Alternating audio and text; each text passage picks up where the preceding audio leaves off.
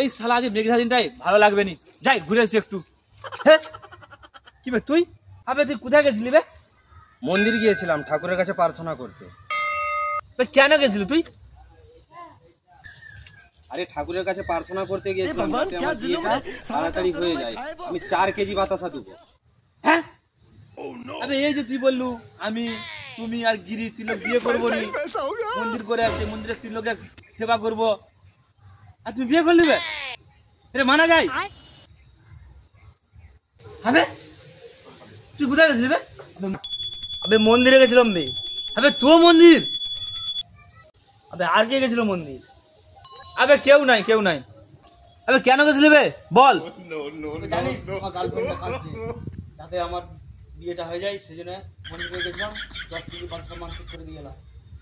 ভাই এটা কিন্তু তুই খারাপ কাজ করলি ভাই। আমি তোর জন্য আমি ওর গার্লফ্রেন্ড ছেড়ে দিলাম, আর তুই বিয়ে করে নিবি? কি করি ভাই, কতদিন আর একা থাকা যায়। ঠিক আছে ভাই, ব্যাপারটা কিন্তু ভালো করলি নি, পরে ঠিক দেখা যাবে।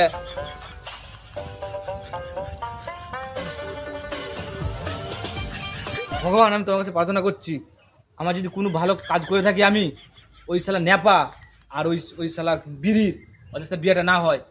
আমি তোমাকে 50 বাতাস দেবো, দরকার পড়লে আমার জন্য বন্ধক দিয়ে দেবো, তাও যদি না পারি তাহলে ভিক্ষা করে এনে আমি বাতাস দিয়ে যাবো আমি, ওদের বিয়েটা যাতে না হয়।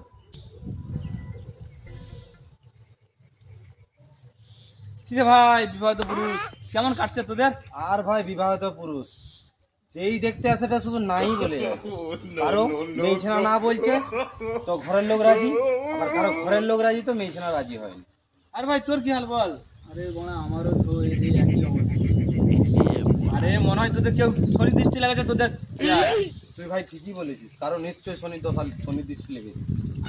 শনি কি বে? ওইটা তো আমি শনি। তুই কি বলছিলি? চাকরি বাতাস দিবি, তুই কি বলছিলি? চাকরি বাতাস দিবি?